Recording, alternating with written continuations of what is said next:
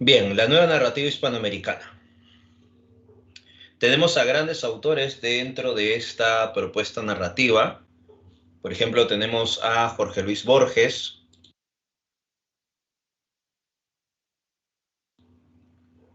dentro de una producción vinculada a la ficción, ¿no? A lo fantástico. Dentro de sus obras está Ficciones, El Aleph, entre otros. También está Miguel Ángel Asturias, una de sus obras más representativas, El Señor Presidente, Alejo Carpentier con El Reino de este Mundo, o la obra indiscutible de Juan Rulfo o Pedro Páramo, ¿no? Así que tenemos a diferentes autores dentro de este periodo de la nueva narrativa hispanoamericana. Así que vamos a comenzar a referir algunas características y también sus representantes. Recordemos que la nueva narrativa hispanoamericana está desarrollándose a través de estas etapas, ¿no? Su antecesora a la nueva narrativa hispanoamericana es la etapa emergente, que comprende los años 20 y los años 30. La etapa emergente es lo que vimos las semanas pasadas, ¿no? Es la etapa donde se desarrolla la literatura regionalista, ¿ya? Recordemos una vez más que era el regionalismo, ¿no? Era una manifestación literaria que buscaba transmitirnos los problemas que suceden en las provincias. Por eso que dentro de esta producción literaria, recordemos que se está desarrollando, ¿no? Esta noción de la problemática sobre la tierra, la otra problemática respecto a la civilización y la barbarie, ¿no? Entonces se está buscando manifestar los problemas que aquejan a la provincia. Eso es la etapa emergente, los años 20, los años 30, donde está obras como la obra de Rómulo Gallegos, Doña Bárbara, ¿no? La obra de Manuel Azuela, por ejemplo, Los de abajo de Manuel Azuela, don Mariano Azuela, la obra de Ciro Alegría, recuerda que también está dentro del regionalismo, el mundo es ancho y ajeno, ¿no? Aunque también pertenece al indigenismo. En el caso peruano justamente está el indigenismo, ¿no? En esta etapa emergente, que comprende los años 20, 30, incluso el indigenismo se desarrolla en los años 40.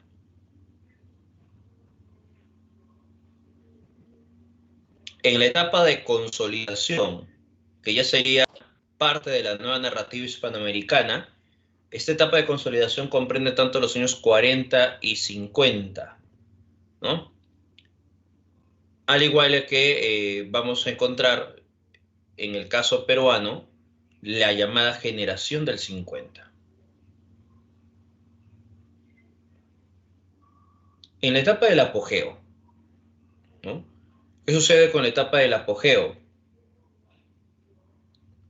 Va a comprender los años 60 y 70, donde se desarrolla el boom narrativo, ¿no? Y a las siguientes semanas hablaremos sobre el boom narrativo, ¿no?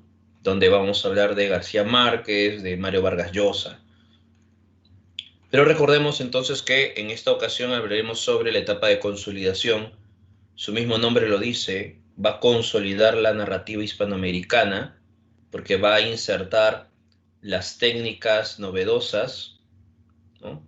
Las técnicas modernas para ese momento que provenían de la vanguardia. Así que vamos a empezar, vamos a desarrollar entonces esta producción literaria.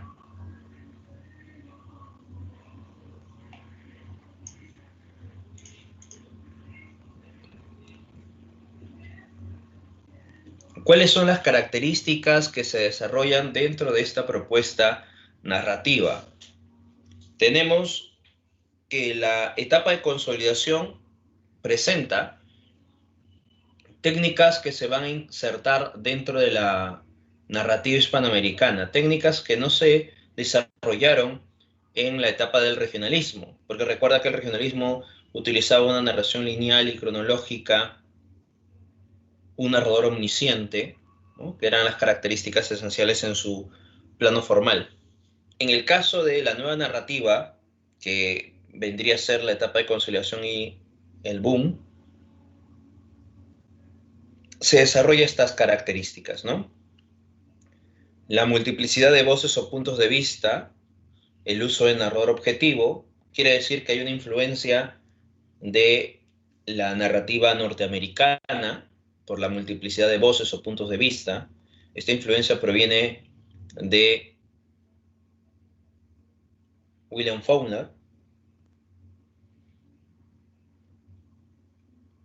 El uso del narrador objetivo, que es una influencia también que está presente en el realismo francés, que de pronto se va a desarrollar con mayor fuerza en esta visión del siglo XX. El empleo del monólogo interior o el fluir de la conciencia. Aquí ya viene la influencia de James Joyce, ¿no? En el Ulises realiza esta técnica, el monólogo interior. Esta ruptura del orden lógico y cronológico del relato, por tanto hay una fragmentación en el discurso. Eso lo podemos encontrar en la obra de Pedro Páramo, de Juan Rulfo, ¿no? Entonces hay una ruptura del orden lógico, y hablando de la ruptura del orden lógico, también podemos señalar de pronto el flashback, ¿no? Porque es un salto al pasado de forma brusca. Hay una ruptura entonces, ¿no? También se le llama analepsis al flashback. O de pronto podemos también señalar el aprolepsis, ¿no? Que es un salto al futuro. Entonces la historia no se cuenta de forma lineal, y no se cuenta de forma cronológica, ¿no? Más bien rompe con esa cronología. Ahí tenemos entonces el ejemplo de Pedro Páramo. Se incorpora elementos irracionales como los elementos fantásticos que quiebran la razón o el sentido lógico. Eso lo podemos encontrar en algunos casos en los cuentos de ficciones de Jorge Luis Borges. Recuerda que Borges, él es parte de la literatura fantástica, ¿no? También se puede incorporar elementos del absurdo, y esto ya vendría la influencia de Kafka, entre otros, ¿no? Eso nos da a entender que, producto de estas técnicas, el lector tiene que estar muy activo dentro de la historia. Por eso dice participación activa del lector, para que pueda reconstruir la historia, para que pueda darse cuenta de los elementos que se están mostrando, estar al tanto de todo, ¿no? Así se desarrolla entonces una propuesta narrativa que se desarrolla, valga la redundancia, en el caso hispanoamericano. ¿Ya? Influencia tanto europea como influencia norteamericana.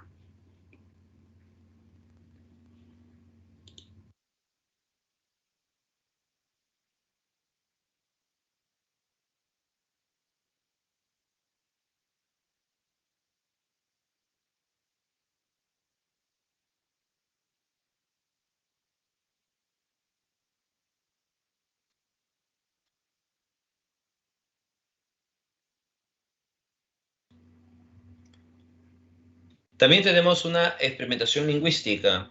El autor busca quebrar un poco la sintaxis, trata también de encontrar otras fuentes a través del lenguaje, ¿no? Tenemos el ejemplo dentro del Señor Presidente de Miguel Ángel Asturias, donde se muestra, ¿no?, ese juego con el sonido, ¿no? La transculturación narrativa también se puede encontrar como otra característica que también se puede desarrollar en Asturias, ¿no? En otros autores también. En el caso de la transculturación narrativa, consiste en retomar las tradiciones culturales de las regiones autóctonas o al interior, pero recurriendo a nuevas técnicas narrativas, ¿no? Entonces imagínate un mito, ¿no?, de la antigüedad, ¿no?, de la época eh, prehispánica, por ejemplo, que se cuente, que se narre a través de, ¿no?, técnicas novedosas,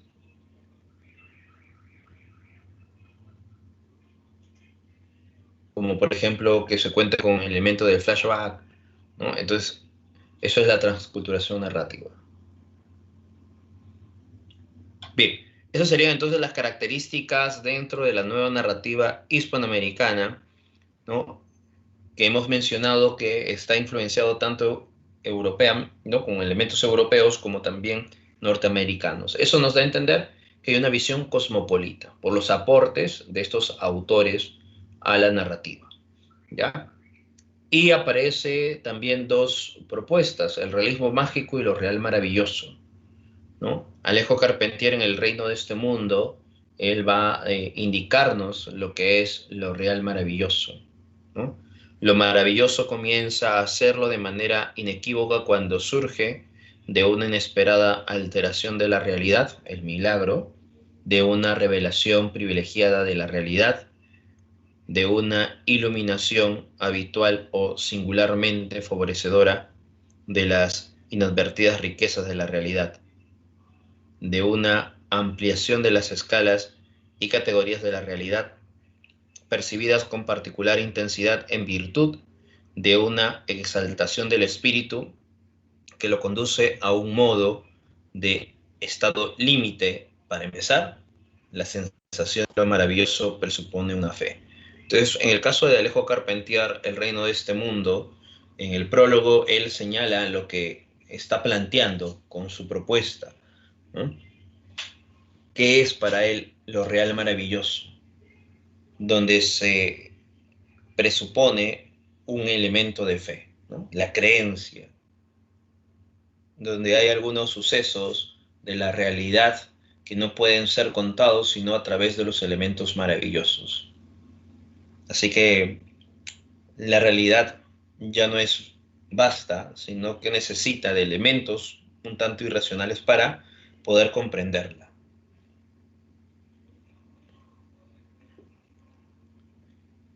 Y aquí tenemos algunos representantes dentro de esta propuesta de la etapa de consolidación. Bien, hasta aquí, a ver, ¿alguna pregunta, duda respecto a lo que hemos tratado?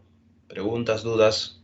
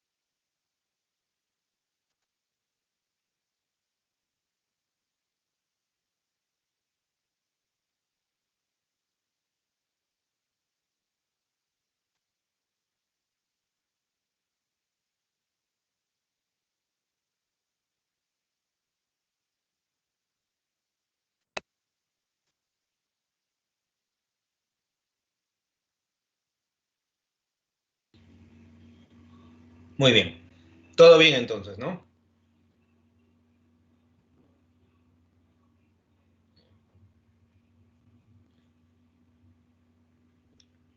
A ver, si tienen por ahí problema de conectividad. No, todo bien, ya, ok, ok.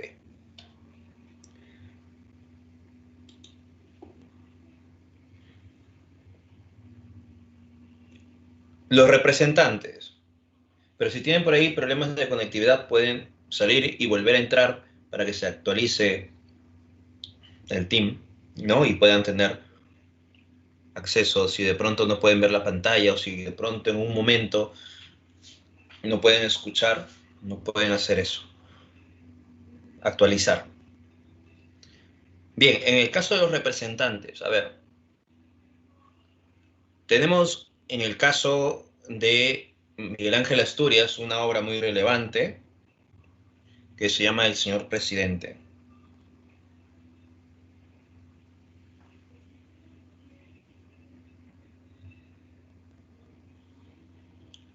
El señor presidente va a ser una de las novelas donde se plasma, ¿no? La noción de el poder, ¿no?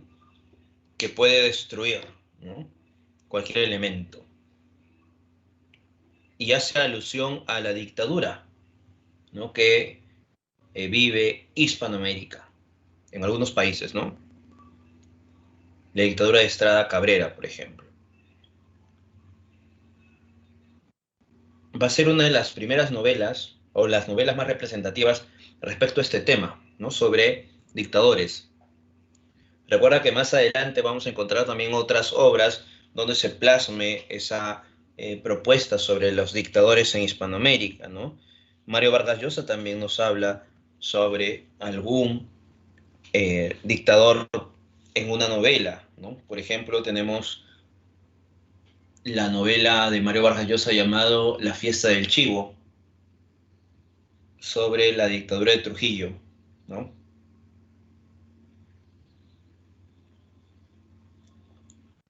Así que tenemos ya un conjunto de novelas que buscan, ¿no? referir este problema de la dictadura. Y eso lo presenta Asturias en El señor presidente, ¿no? Recuerda que Asturias va a ser considerado con el Premio Nobel de Literatura, uno de los galardones más representativos.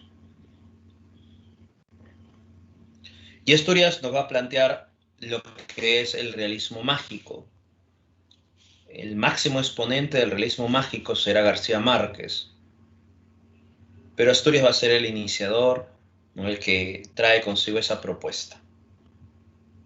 También tenemos a Alejo Carpentier, ¿no? El reino de este mundo, que es la novela más representativa. Lo vamos a detallar un poco más adelante, ¿no? sobre el reino de este mundo. Jorge Luis Borges con ficciones. A este autor también vamos a desarrollarlo en unos instantes, así que dejemos entonces por el momento, ¿no? a Borges. Juan Rulfo, Pedro Páramo. Rulfo es uno de los autores más destacados, ¿no? En el caso de México. Él tiene la obra Pedro Páramo, el cuento El llano en llamas, es un libro de cuentos, y una novela que se publica póstumamente, El gallo de oro. Solamente eso escribió Juan Rulfo y se convirtió en un gran autor, ¿no? Pedro Páramo nos muestra una situación muy vinculada que dentro del folclore mexicano, dentro de la perspectiva hispanoamericana, sobre la noción de la muerte, sobre las almas, sobre también el problema sobre la tierra. Así que en el caso de Pedro Páramo vamos a encontrar elementos de lo real maravilloso, del realismo mágico, ¿no? La historia de Pedro Páramo es la historia de Juan Preciado, este personaje que después de la muerte de su madre tiene que ir a Comala, un pueblo mítico, ¿no? Comala, para encontrarse con Pedro Páramo y exigirle todo lo que le corresponde, ¿no? Juan Preciado entonces va a buscar a su padre, Pedro Páramo, ya que su madre le había dicho antes de morir que vaya a Comala y pide lo que le corresponde, ¿no? En este transcurso, Juan Preciado va caminando a llegar a Comala y se va a encontrar con diferentes personajes que tienen relaciones con el pueblo de Comala, ¿no? Algunos son parientes de Pedro Páramo, el hijo de Pedro Páramo, por ejemplo, ¿no? Son amigas de Dolores, que es la madre de Juan Preciado, pero aquí los hechos sorprendentes, más que por el acercamiento de estos personajes, es por enterarnos después, ¿no? que estos personajes en realidad son almas en pena. Y Juan Preciado va conociendo, ¿no? esta realidad, ¿no? Se encuentra con Edubígenes, por ejemplo, que era la amiga de Dolores, la madre de Juan Preciado, y luego se entera que Edubígenes ha muerto y había conversado con esta persona que ya estaba muerta, ¿no? Y así sucesivamente hasta llegar a un llegar un momento donde empieza a generarse todo un elemento fantasmal. Pero la historia no se cuenta de esa forma, la historia se cuenta de forma fragmentada, así que sabemos tanto el presente de Juan Preciado como el pasado de Pedro Páramo, el pasado de Comala, lo que le sucede a Dolores, que es la madre de Juan Preciado, y así se desarrolla, pero fragmentadamente. Es una novela muy recomendada, es una novela muy corta y muy recomendada. Y en el caso peruano tenemos la llamada Generación del 50, donde está presente Julio Ramón Ribeiro, ¿no? Pertenece a la etapa de consolidación también.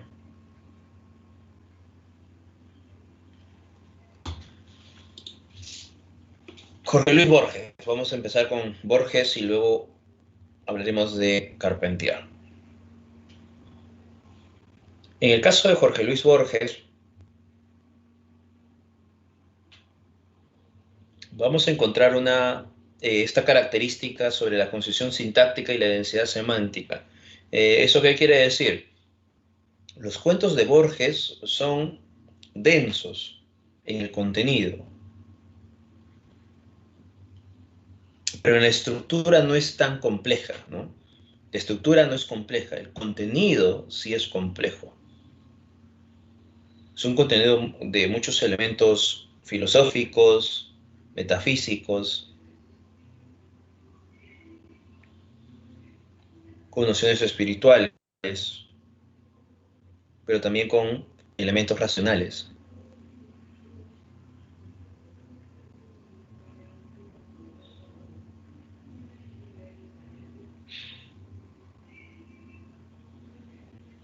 Los personajes se definen por sus acciones, muchos de ellos van a enfrentar la muerte, ¿no? Generalmente sus cuentos encierran un enigma de apariencia policial, aunque de trasfondo filosófico que debe ser resuelto. Aquí está la interacción con el lector.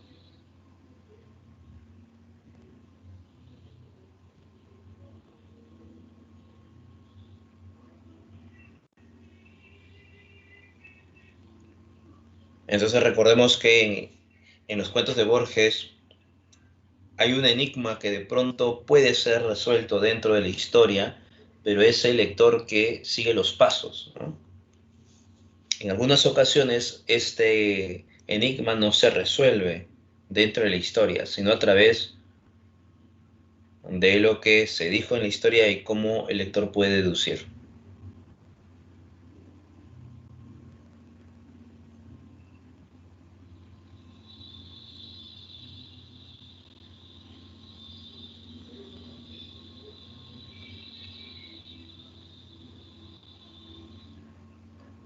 La investigación corre a cargo de algún personaje narrador o del propio lector, ¿no? Al final vemos que en algunos casos no se resuelve este enigma, otros sí.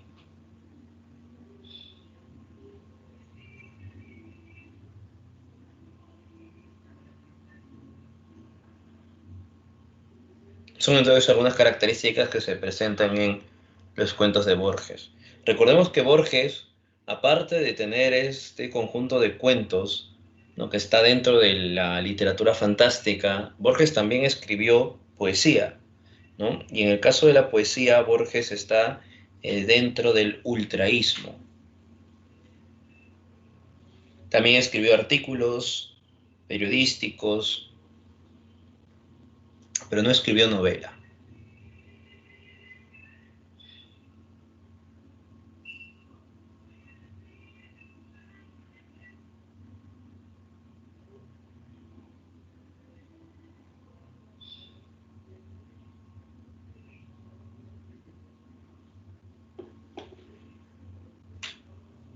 Su producción narrativa tiene un carácter fantástico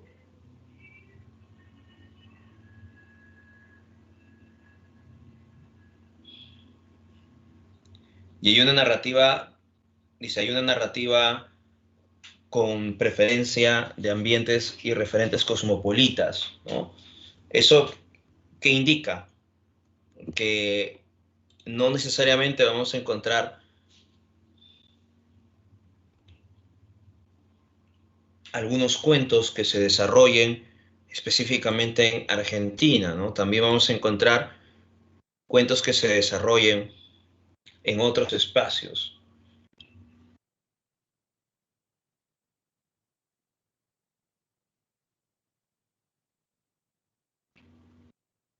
¿Ya? Recordemos entonces esos detalles, ¿no? No solamente se va a ambientar en un espacio específico, también se puede ambientar en lugares remotos, ¿no? Incluso en épocas mitológicas, ¿no? Por eso que hay una narrativa, dice, hay en su narrativa una preferencia por los ambientes y los referentes cosmopolitas, ¿no? Grandes monasterios, bibliotecas, ¿no? El laberinto, elementos que hacen referencia a diferentes contextos, ¿no? Preferencia por lo fantástico, eso ya lo tenemos en mente por el carácter fantástico de su narrativa, pero aparte de la noción fantástica, lo que se muestra es este sentido de la irrealidad o la realidad en apariencia, ¿no? Por eso que en los cuentos de Borges vamos a encontrar esa noción metafísica incluso, ese vínculo con la realidad aparente, ¿no? O las realidades que pueden aparecer. En las ruinas circulares, por ejemplo, se muestra ello, ¿no? Este personaje que cree poder crear, ¿no?, a una persona a través, ¿no?, de la mente. Primero tiene que pensarlo, ¿no?, soñarlo para poder crearlo. Este sacerdote del fuego, mientras va soñando que está creando a este hombre del fuego, ¿no?, va sucediendo diferentes circunstancias, hasta que al final lo logra, consigue al fin crear a un hombre inmune al fuego, le da vida, pero no quiere decirle a su creación que realmente ha nacido de esa forma, ¿no?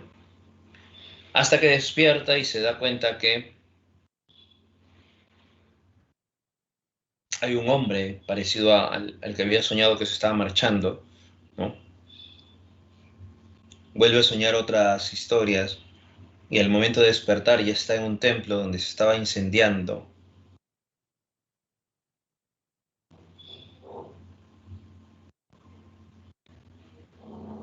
Hasta que de pronto cuando esta persona, este sacerdote del fuego, se da cuenta que las llamas están llegando y ya no hay lugar donde escapar, acepta su destino para morir quemado, pero se sorprende porque las llamas cuando le llegan no le queman, no le rozan, es inmune al fuego y por tanto se da cuenta también que él fue un elemento soñado. Entonces en las rimas circulares estamos observando eso, cómo de pronto esta realidad cambia, ¿no?, y se convierte en un elemento no real o irreal, ¿no? Donde este personaje que quería ser el creador y que había logrado conquistar y crear un objeto, un hombre inmune al fuego, ahora se da cuenta que no es el creador, sino más bien el objeto creado.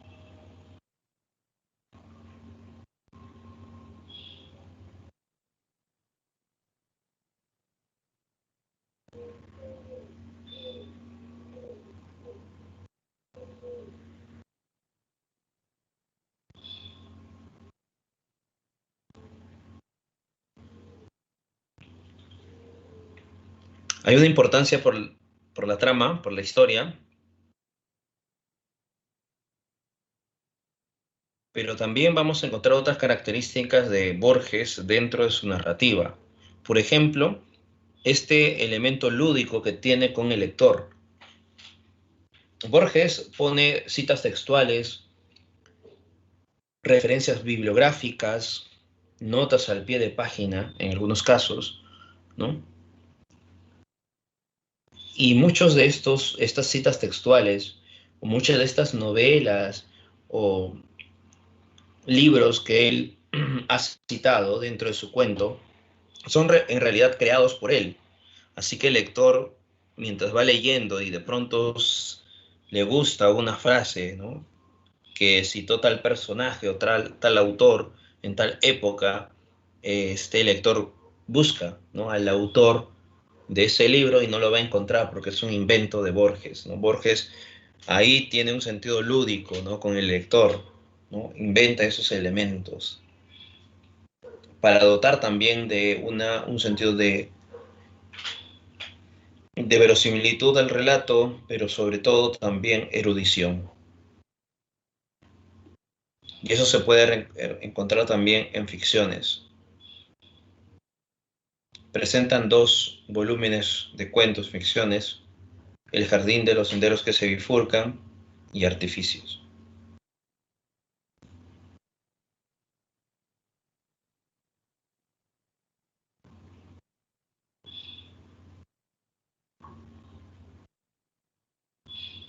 En El jardín de senderos que se bifurcan se incluye 8 relatos, en Artificios 9, de los cuales destacan, en el caso de Artificios, La forma de la espada, Funes el memorioso, El sur, y en el caso de El jardín de senderos que se bifurcan, aparte del cuento que lleva el título, también está Pierre Menard, autor del Quijote y la Biblioteca de Babel. Recuerda que Borges va a utilizar eh, elementos simbólicos, ¿no? El laberinto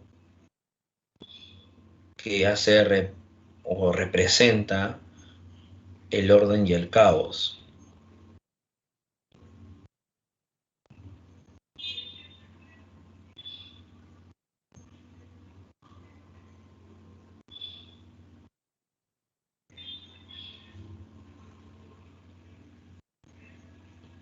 Esta obra pertenece al género épico narrativo, especie conjunto de cuentos, ¿no? Entre los temas que podemos encontrar es la eternidad, el tiempo, el caos y el orden.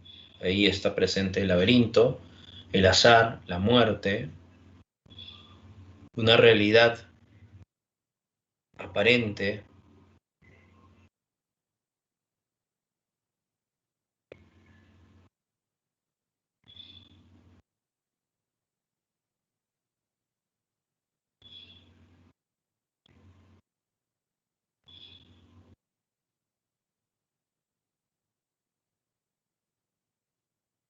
Dentro de los cuentos de ficciones encontramos también una especie de variedad, ¿no?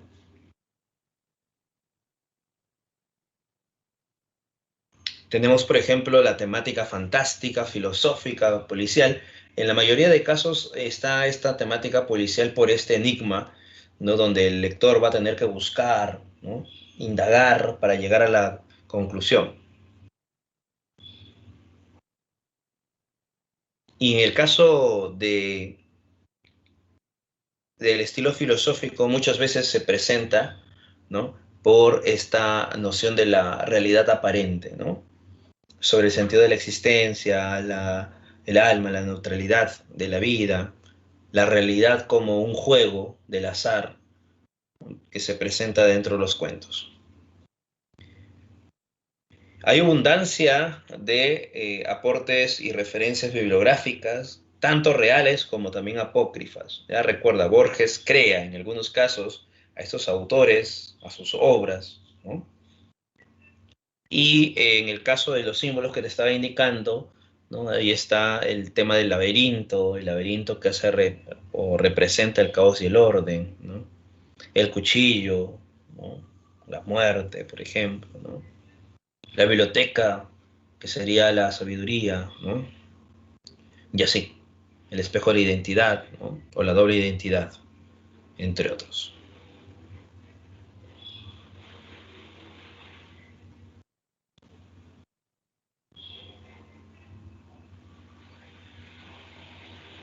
Bueno, aquí están los puntos que ya hemos señalado en la anterior diapositiva: el azar como factor central del universo, la cobardía o el valor ante la muerte, ¿no? Los espejos y el doble como metáforas de identidad, el cuchillo y el puñal como símbolos de violencia, el caos y el orden, el mundo como realidad sin sentido, como un laberinto.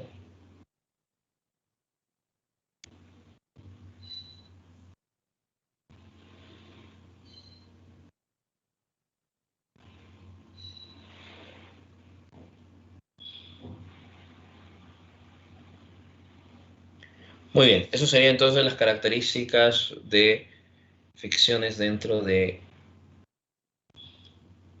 la etapa de consolidación. Les recomiendo, por ejemplo, el cuento Las ruinas circulares, ¿no? Que es un cuento muy interesante.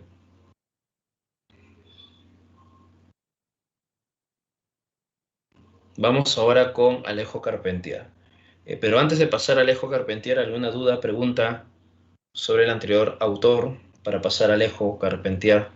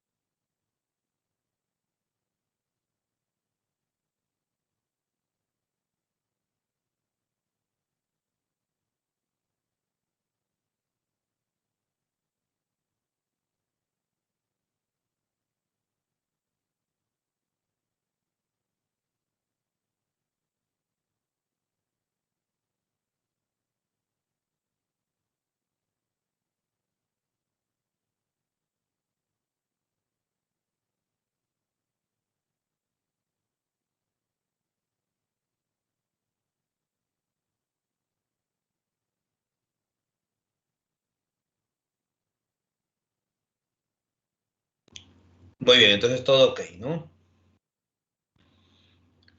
Ahora vamos con Alejo Carpentier. En el caso de Alejo Carpentier, recordemos que su narrativa está vinculado a una propuesta también política e ideológica, y sobre todo incluye de elementos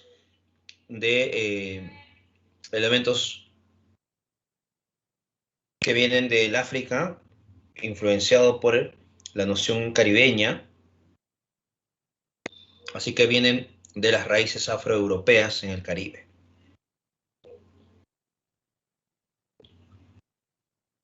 Él va a plantear el concepto de lo real maravilloso, y este concepto de lo real maravilloso está presente, ¿no? O tiene origen o raíces de la tradición africana. Va a abordar temas míticos y mágicos, y va a evidenciar esta noción del ocultismo, la hechicería provenientes de la magia vudú, representados en diferentes símbolos, como por ejemplo las transformaciones o la metamorfosis de algunos de sus personajes. En el caso del reino de este mundo, Matkandal, que es un personaje muy importante de la historia, se va a transformar en diferentes seres, ¿no?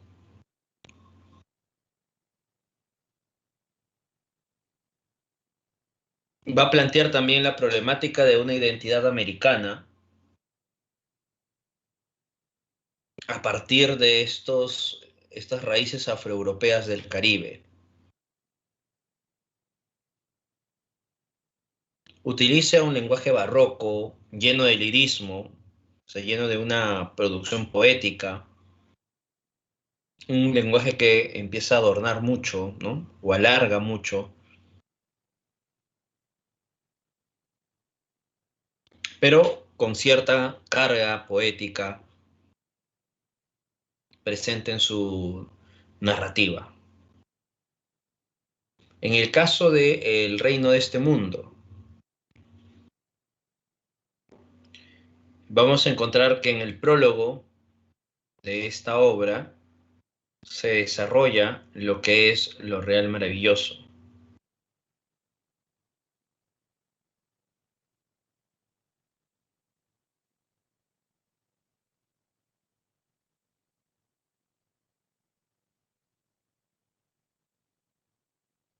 Lo real maravilloso se caracteriza por los elementos mágicos que presenta, basados en las creencias o mitos de los pueblos hispanoamericanos o culturas, como las africanas, trasplantadas en las colonias.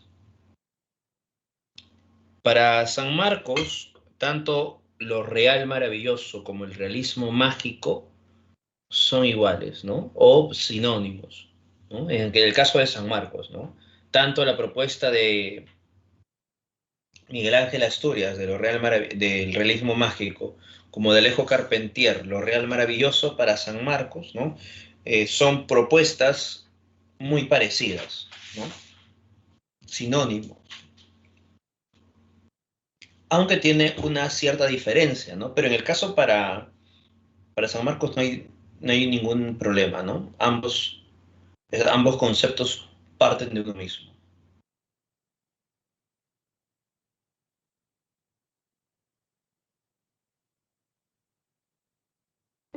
Por eso que en San Marcos te pueden mencionar Miguel Ángel Asturias con lo real maravilloso o realismo mágico, ¿no? No tienen problema en ese sentido.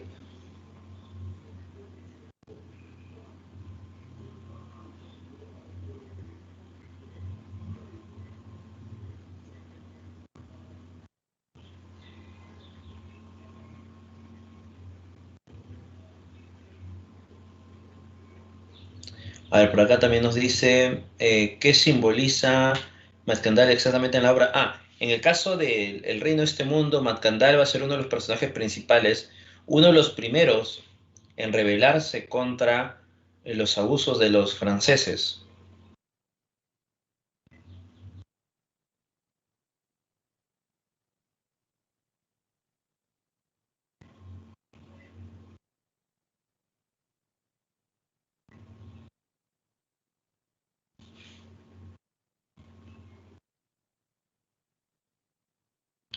Muy bien. Entre sus obras está Ekwe Yambao, El reino de este mundo, Los pasos perdidos, La guerra del tiempo, El siglo de las luces. Vamos entonces a referirnos con el reino de este mundo. En el reino de este mundo, la obra pertenece al género épico, la especie es una novela.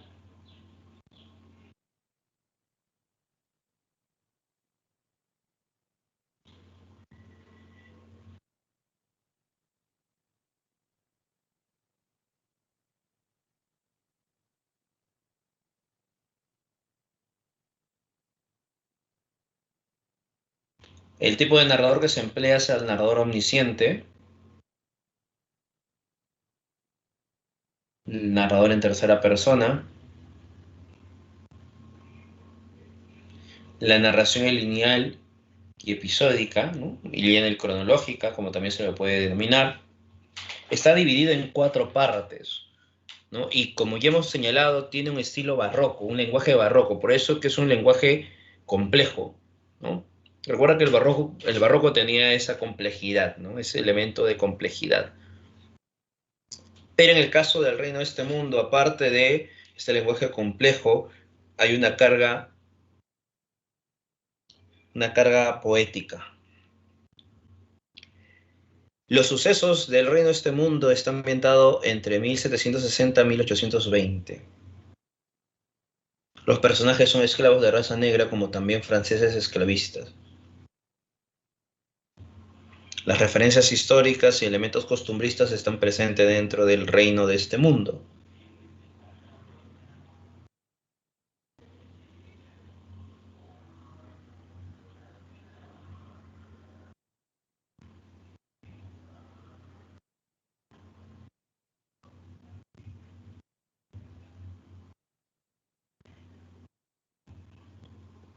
Aquí estamos observando que hay una referencia histórica y elementos costumbristas porque estamos observando que se está dando el enfrentamiento contra los franceses por la libertad. Luego, determinada este punto, ahora van a enfrentarse con un rey negro, ¿no? Incluye vocablos del francés, el dialecto afrocaribeño. El tema central es la historia de la Revolución Negra en Haití.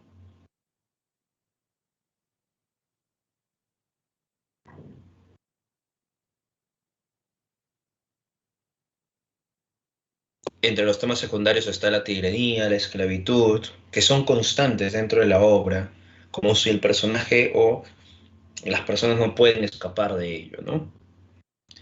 Narra la transición de Haití de la esclavitud a la emancipación y de la colonia a la república, los mulatos republicanos, ¿no? Se establece una diferencia entre la cultura negra africana y la cultura blanca europea.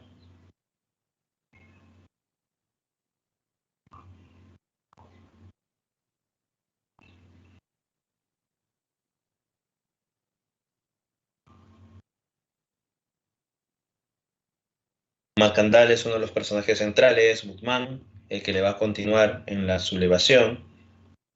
Tino él va a ser como el testigo de estos acontecimientos.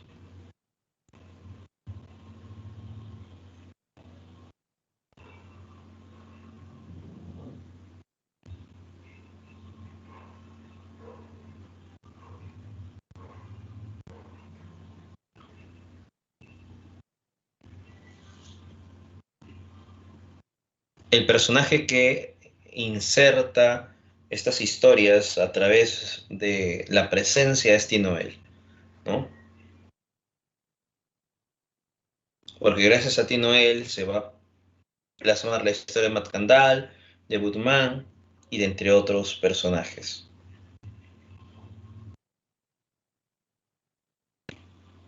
En la historia nos muestra que Tino, el esclavo del colono francés, es seguidor del también esclavo Macandal. Así que Tino él es seguidor de Macandal. Macandal va a buscar, ¿no?, realizar una rebelión, por eso que se va a transformar en diferentes seres para poder vigilar a algunos esclavos, posiblemente le pueden traicionar.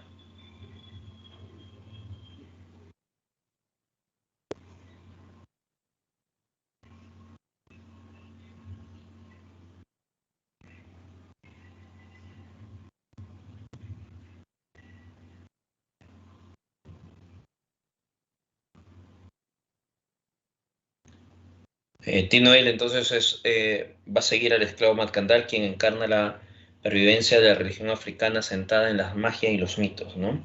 Macandal va a transformarse, como te decía, en diferentes seres para controlarlos, ¿no? Para de pronto saber si es que ellos van a traicionarlo o no. A su vez, se va a transformar también en diferentes seres.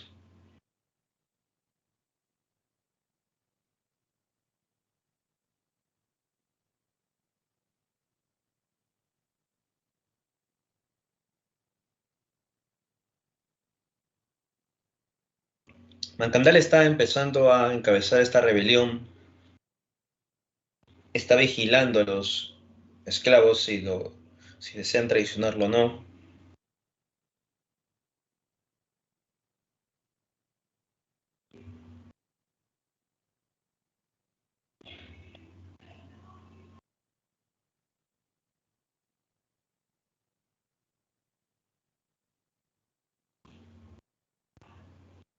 Macandal luego va a ser atrapado después de esta revuelta, mientras está teniendo más y más adeptos, va a ser atrapado, va a ser llevado a la hoguera. ¿Mm? En la hoguera, ninguno va a creer que Macandal ha muerto, porque recuerda que Macandal se puede transformar en diferentes seres, ¿no? Así que Macandal, eso ven los esclavos, logra transformarse y salir de esta hoguera para colocarse en otra persona, ¿no?, para que sea la continuación del enfrentamiento contra los franceses. Pasa un tiempo y Boutman va a ser el nuevo Matkandal de la historia. En este caso, Budman ha traído noticias, ¿no?, de lo que está sucediendo en Francia, por ejemplo, ¿no? Entonces estamos observando aquí que ya Budman se convierte en otro personaje importante.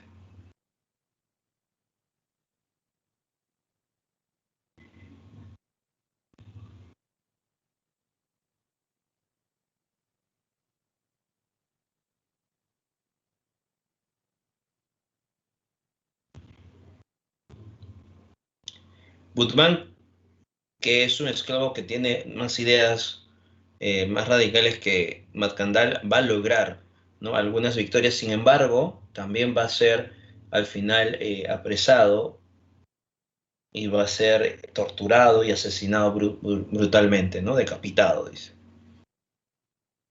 Así que Budman fracasa en el intento, al igual que Matkandal.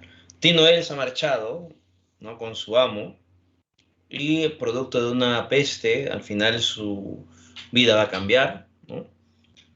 Va a ser una persona libre. Él retorna, ¿no?, tras la muerte de su amo, retorna a su pueblo.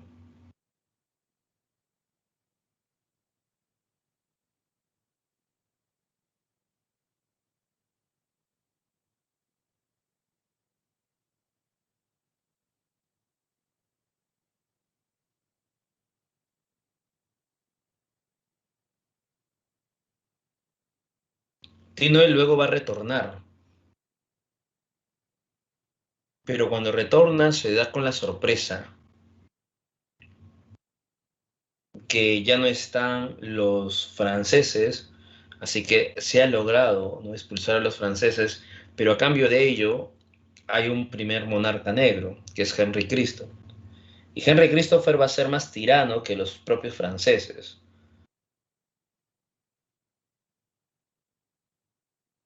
Así que va a esclavizar aún más, ¿no?, a los haitianos, que esperanzados vivían o esperaban, ¿no?, que cambie todo esto.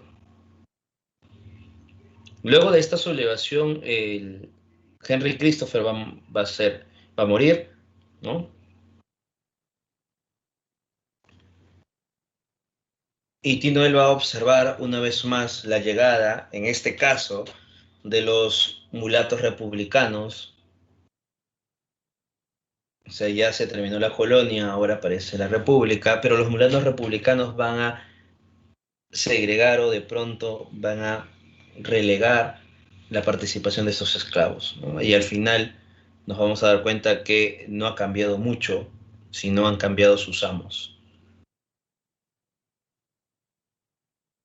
Por ello que con la magia que aprendió de Matkandal decide marcharse, ¿no?, distanciarse de este mundo. Luego de una tormenta, Tinoel desaparecerá del mundo en que estamos viviendo, ¿no? Entonces la historia nos muestra cómo de pronto Haití está enfrentándose para poder liberarse, a través de Matkandal, a través de Budman, cómo se logra al fin la llegada de la República, pero con cierto caudillismo.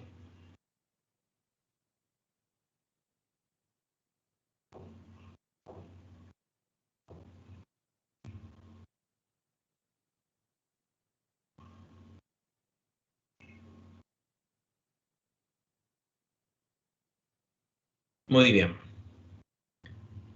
aquí tenemos algunos fragmentos.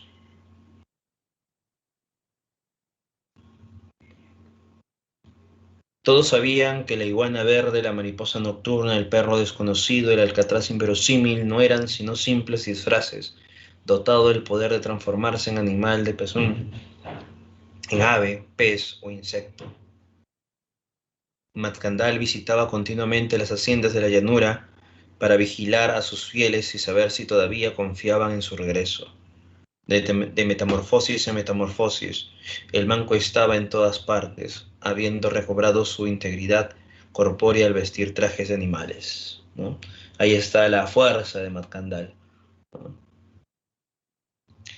Pronto supo Tinoel que esto duraba ya desde hacía más de 12 años y que toda la población del norte había sido movilizada por las fuerzas para trabajar en aquella obra inverosímil.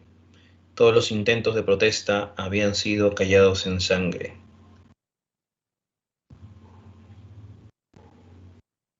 Había una infinita miseria en lo de verse apaleado por un negro, tan negro como uno, tan belfudo y pelicrespo, tan nariñato como uno.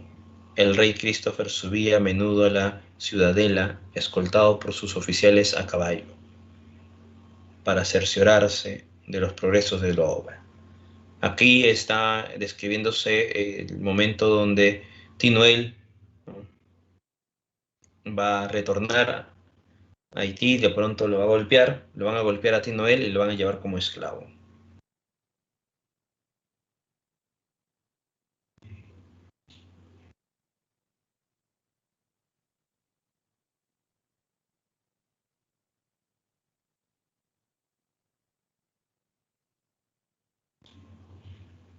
Estamos observando entonces en este fragmento lo que se plasma, ¿no?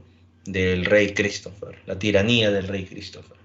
Y el fragmento anterior, la metamorfosis de Matkandal, el poder que tiene Matkandal. Y se está presenciando también lo real maravilloso. Bien, vamos entonces con las preguntas.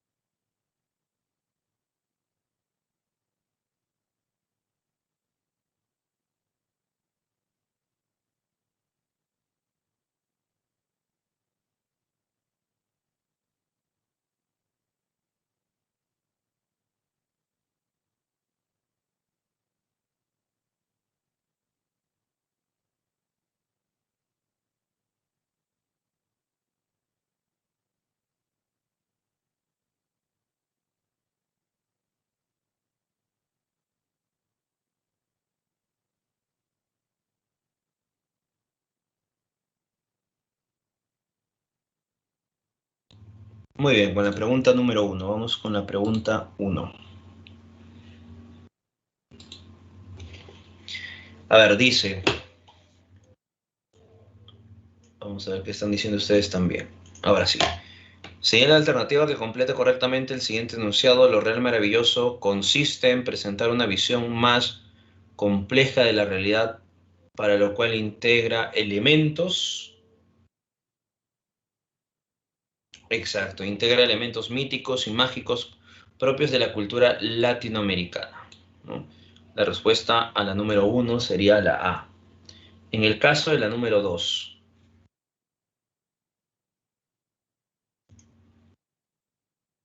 ¿qué opción completa correctamente el siguiente enunciado? En la nueva narrativa hispanoamericana destaca entre diversas técnicas el uso del monólogo interior, a través del cual se muestra la necesidad de continuar con modelos narrativos clásicos, no, porque sería un elemento novedoso más que en elementos clásicos. Falta de exploración de la capacidad tampoco, ¿no? Más bien la etapa de consolidación sí explota esos elementos. Y el mundo rural y urbano tampoco se desarrolla aquí. Lo que sí se desarrolla es la influencia del psicoanálisis para explorar el nivel del inconsciente.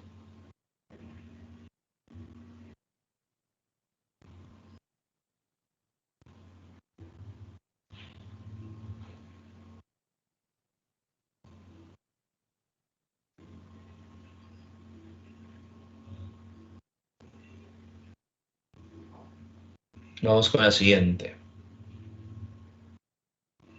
Pregunta número 3. ¿Qué marcarían en la 3?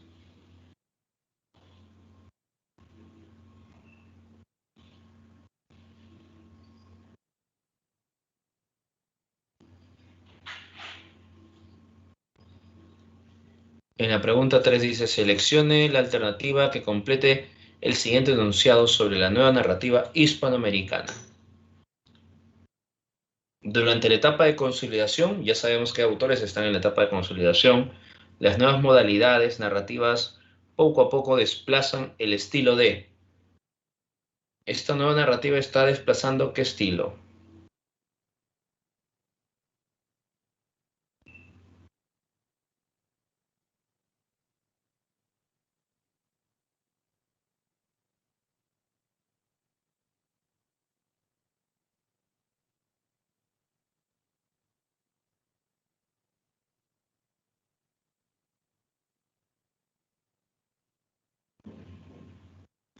Por ahí ya están escribiendo la respuesta. Desplazaron, ¿qué desplazan? A ver, la vanguardia no desplazan porque se nutren de la vanguardia.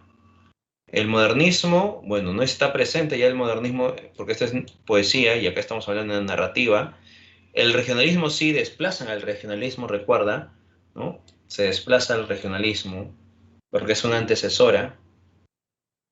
Y autores representativos como Jorge Luis Borges dentro de la nueva narrativa, o de pronto Alejo Carpentier dentro de la nueva narrativa, publican sus obras más importantes, ¿no? La 3 sería la B.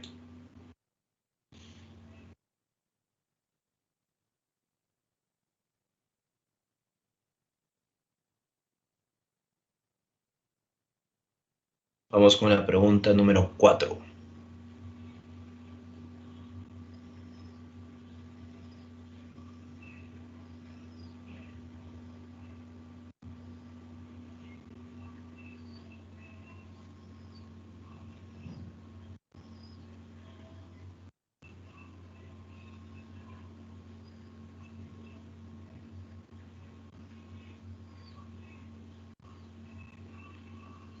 ¿Qué marcaría en la pregunta número 4?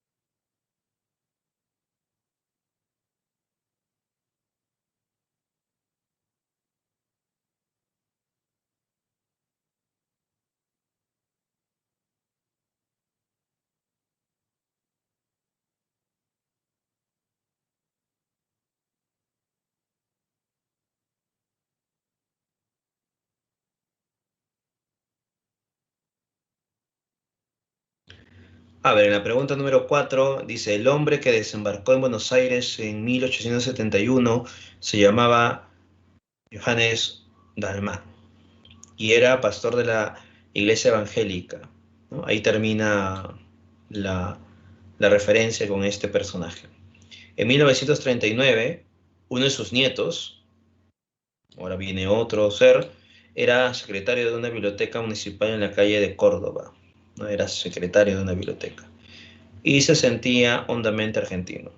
Su abuelo materno había sido aquel Francisco Flores, del segundo de Infantería de Línea, que murió en la frontera de Buenos Aires, denunciado por indios de Catriel, en la discordia de sus dos linajes.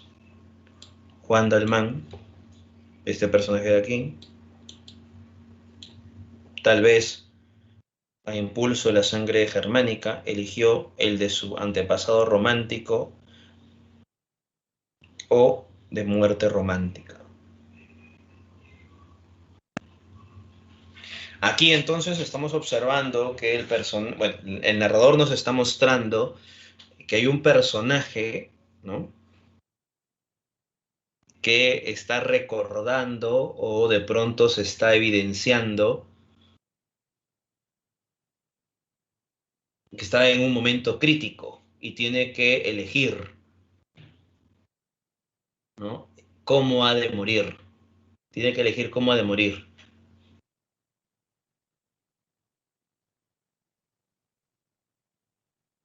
Y al final él dice, ¿no?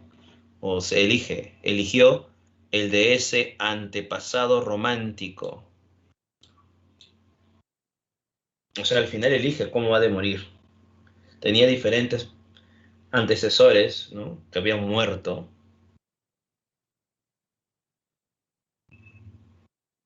Y él va a elegir, va a enfrentar a la muerte, ¿no? Va a aceptarla, porque va a elegir cómo ha de morir.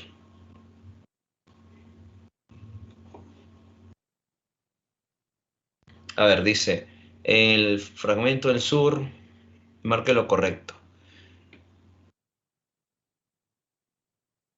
Se pone en evidencia el símbolo del laberinto. Aquí no hay referencia al laberinto, ¿no? No hay referencia al laberinto. No, no está presente el laberinto. Está más bien una realidad, ¿no? Representa la realidad en diferentes tiempos.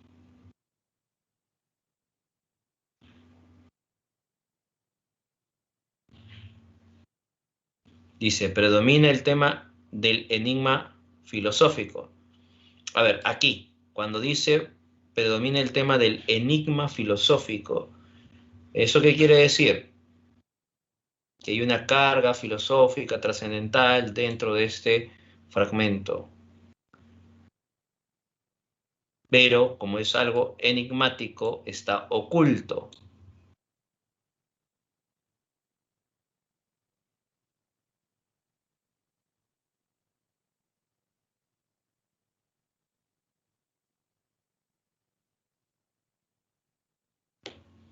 ¿Sí o no?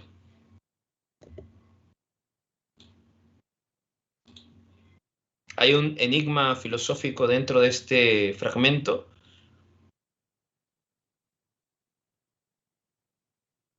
porque recuerda que el personaje al final va a elegir, ¿no? Cómo va a morir. Y el narrador nos plantea la historia de estos personajes que son antecedentes, ¿no? O ascendentes, ¿no? Del personaje Juan, ¿no?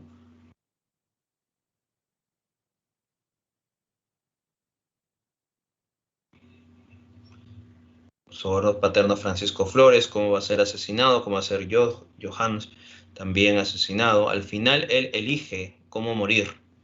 Entonces no hay un enigma filosófico aquí presente. Y se evidencia el marcado realismo de la novela, no.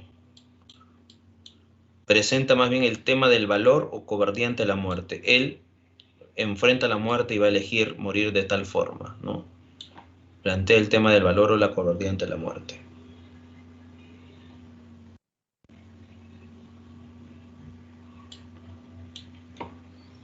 Claro, porque no hay un enigma aquí, ¿no? Al final él elige, ¿no? Morir como su antepasado.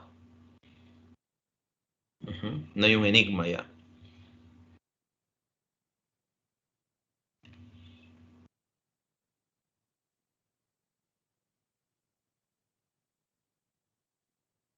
Pregunta 5.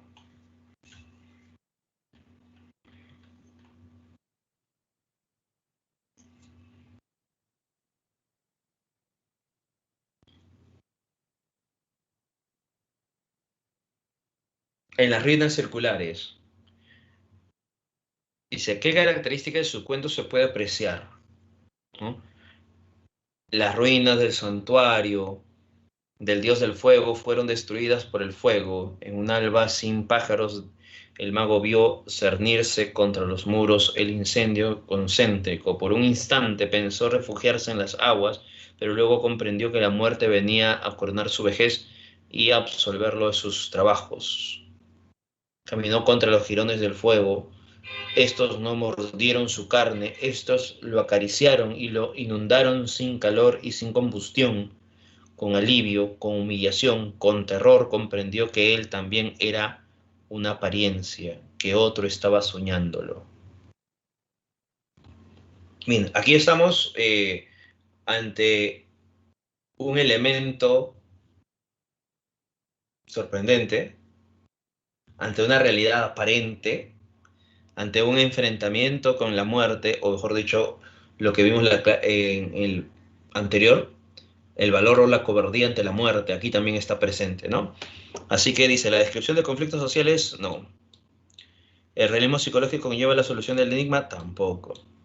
Aparece el tema metafísico de la realidad como apariencia, sí, ¿no? Una realidad aparente, ¿no? Y si te hubiesen puesto también el tema de el valor o la cobardía ante la muerte, eso también estaría presente, ¿no? Porque al final él decide, ¿no? Enfrentarlo, ¿no? Se resigna de pronto al enfrentamiento de la muerte. Entonces la respuesta en la 5 sería la C. En la 6, con respecto a a la obra cuentística de Borges, marque lo correcto. Bueno, dice, sus temas metafísicos son una herencia del regionalismo, no, pues, ¿no? El regionalismo no está presente con esa noción metafísica. ¿Cuál sería la respuesta? A ver. Dice, la presencia del azar como factor central del universo. La noción del azar, ¿no? ¿Recuerdas, no? El azar, lo ilógico, está presente dentro de la propuesta de Borges. Esa sería la respuesta, ¿no? Porque dice, el interés por lo fantástico sí. ¿Lo aleja de temas filosóficos? No. Sí tiene un interés por lo fantástico, pero no lo aleja. ¿Da inicio al realismo mágico? No, él no está presente en el realismo mágico, ¿no? Por eso que la respuesta es la B.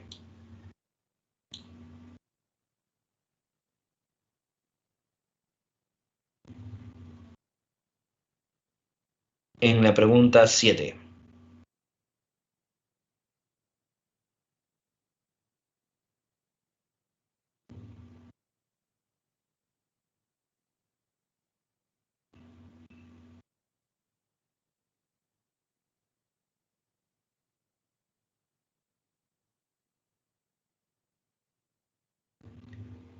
¿Qué característica de los cuentos encontramos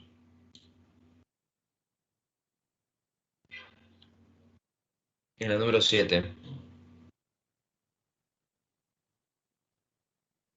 No solo he imaginado esos juegos, también he meditado sobre la casa. Todas las partes de la casa están muchas veces, cualquier lugar es otro lugar.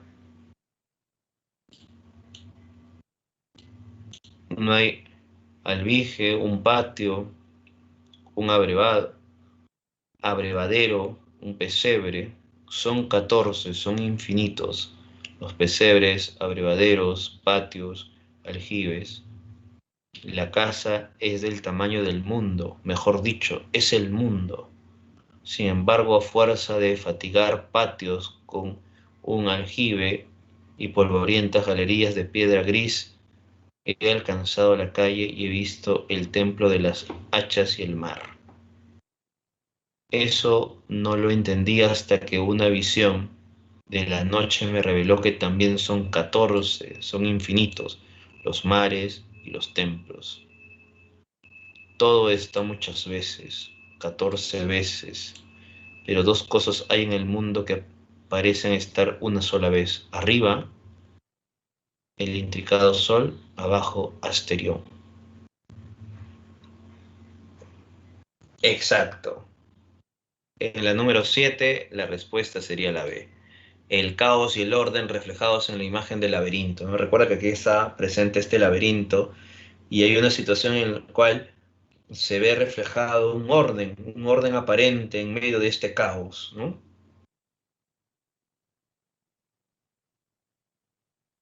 En la pregunta 8,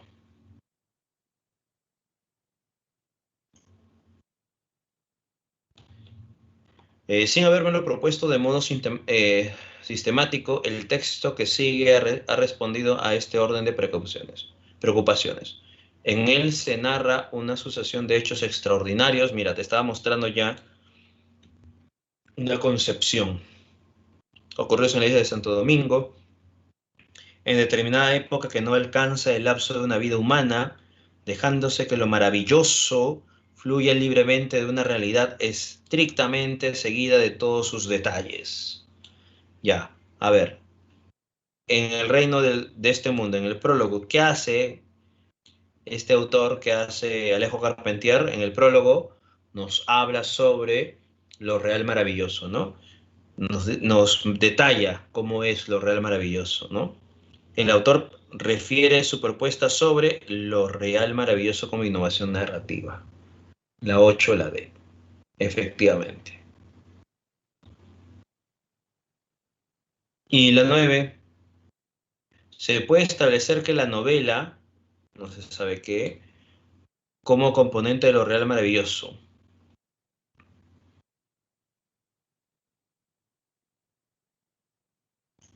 Mira, eso es lo que habíamos leído sobre la transformación de Matkandal. Recuerda que tenía esta o está influenciado por los elementos, ¿no?, mágicos de la parte caribeña, ¿no?, afroeuropeo del Caribe.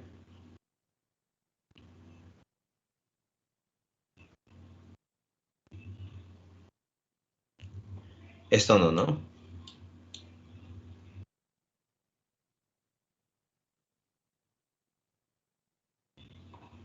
Plantear el problema de la identidad tampoco. Del colonizador, no, no está presente el colonizador.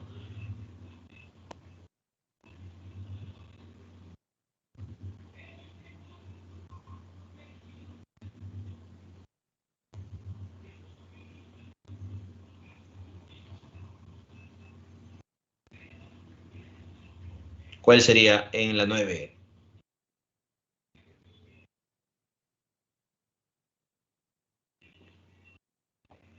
Desarrolla el tema de la hechicería y lo mítico proveniente de la magia vudú. Recuerda, ¿no?, estos elementos que provienen de el África caribeño. Erige un mundo mágico basado en creencias de la cultura occidental, necesariamente de la cultura occidental, o de estos elementos que provienen de la influencia afro-caribeña. Ujú. La influencia afro-caribeña, recuerda, influencia afro-caribeña. Aquí te habla de la cultura occidental, pero recuerda que hay una mezcla, ¿no? Hay una influencia. Así que sería la A. Bien, hasta aquí nos quedamos entonces para que puedas dar la práctica.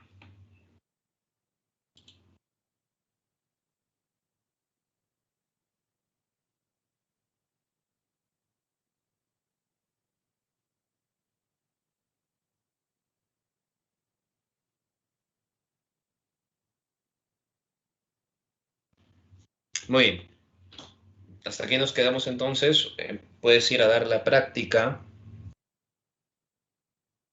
En unos instantes vas a encontrar el material para que lo puedas descargar. Gracias, Teresa. Gracias, Teresita. Gracias, Marjorie. Nos vemos hasta la siguiente semana. Gracias, Aline.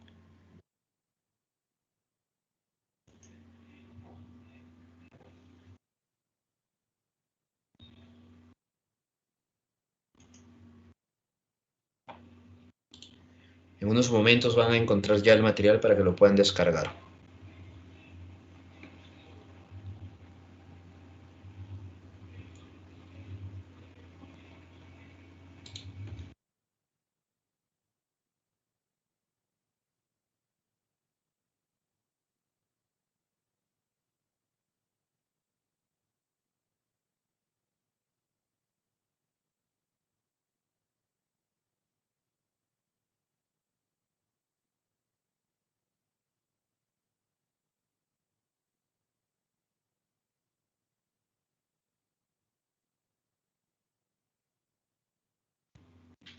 Muy bien, ya está el material para que puedan descargar.